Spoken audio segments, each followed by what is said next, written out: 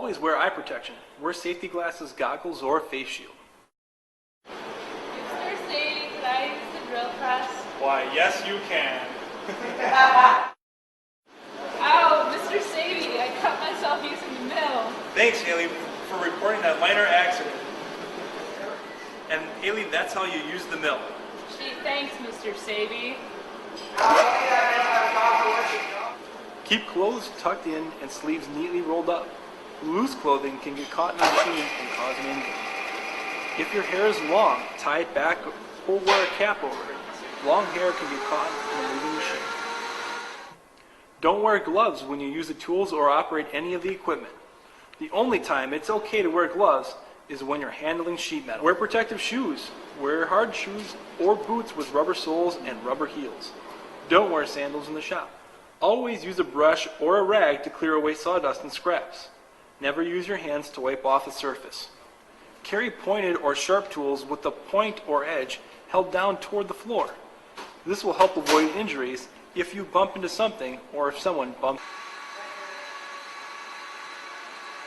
Use all the recommended guards and safety devices on the power equipment. Never remove a guard without the instructor's permission. Respect the safety zones. Stay away from anyone operating the power equipment.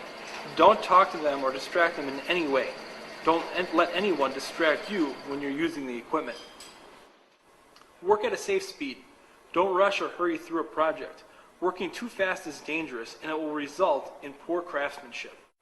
Don't fool around in the shop. There are no exceptions to this rule. Don't ever play around in the shop. In order to ensure you are properly dressed, you should be wearing safety glasses, closed-toed shoes, fitted clothing, and ensure long hair is tied back, as well as ensure any hoodie strings are tucked into your shirt. In the shop, it is important to be on your best behavior by always walking while in the shop, not bringing food or drink into the shop. Horseplay is never permitted, and remember, phones are not permitted in the shop. If you need to make a call or answer a text, step out when you get a break. When you lift the robot, you need to always wear gloves. Ensure the robot is turned off and make sure that you lift with your legs, not your back. In addition, no tools can be used unless a mentor is present in the lab.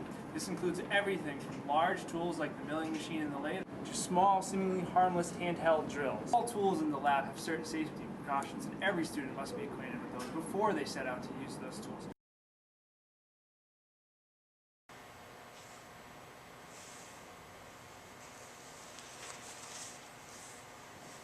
All spills on the floor need to be wiped up to prevent tripping and slipping.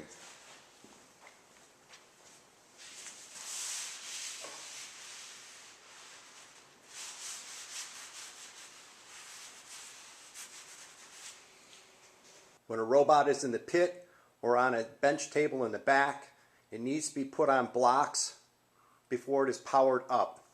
That will keep the robot from driving off the table and hurting someone. This is a height gauge.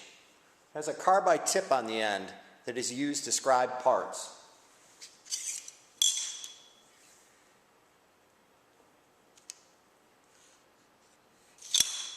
It is capable of scribing aluminum. It is definitely capable of cutting you. When operating the shear, make sure your fingers do not get underneath the front guard here, or else it will get pinched when the blade is brought down.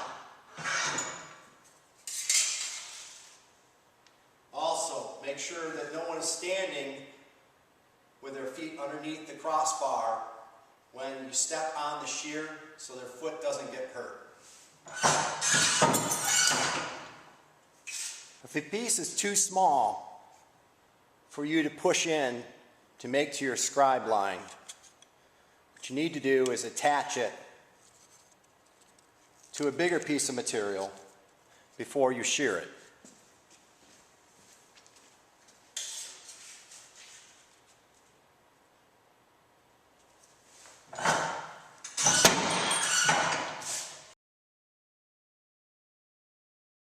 When using the brake, Make sure before you bring the clamp down, there's no one's fingers underneath the fingers on the brake to prevent them from being crushed.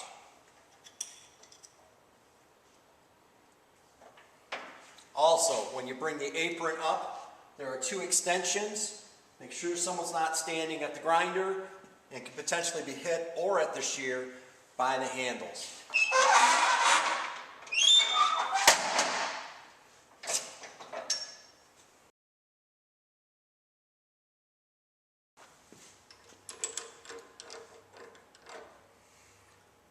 Always make sure you remove the chuck key before turning on the drill. When the drill is turning, do not try to stop the chuck with your hand. Let it come to a complete stop before doing any work on the table. When cutting aluminum, a large twist drill can catch on the aluminum and spin it. The best thing to do when making a larger hole is to use a step drill and get close to the size you're looking for, and then take a drill and finish it off if you need to. Normally the step sizes on the drills are 1/8 of an inch, and common sizes. Take your workpiece, clamp it to the table.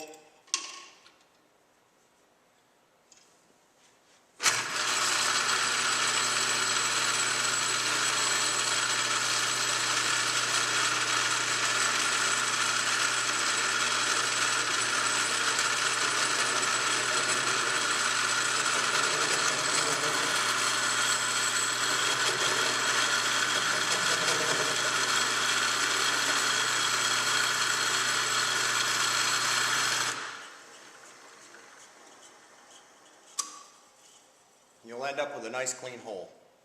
This drill press is equipped with a stop. You'll see that you come down and will stop at 0. You can adjust the stop by loosening this collar, and the drill will go down further till it hits this 0. That way you can control the depth and make sure you don't punch through the bottom into the table.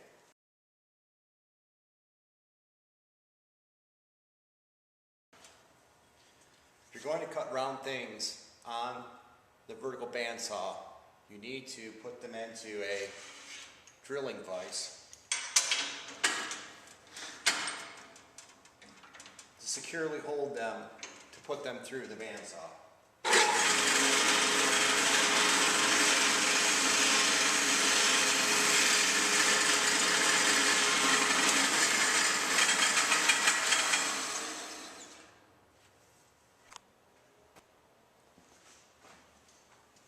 When cutting a piece of stock on the vertical bandsaw, you need to adjust the head so there's 3 millimeters of clearance.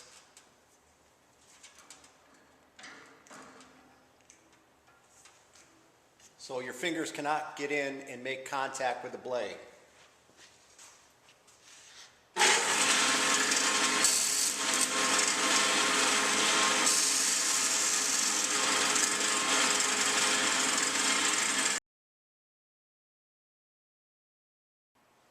This is a lathe. It's used for turning round parts. In order to turn a part, you need to take it and put it into the chuck. And tighten the chuck with a chuck key.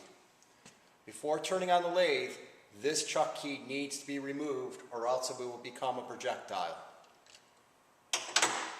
When operating a lathe, you want to stay out of the plane of rotation. So, the part is here from the chuck out. You basically do not want to be in this path.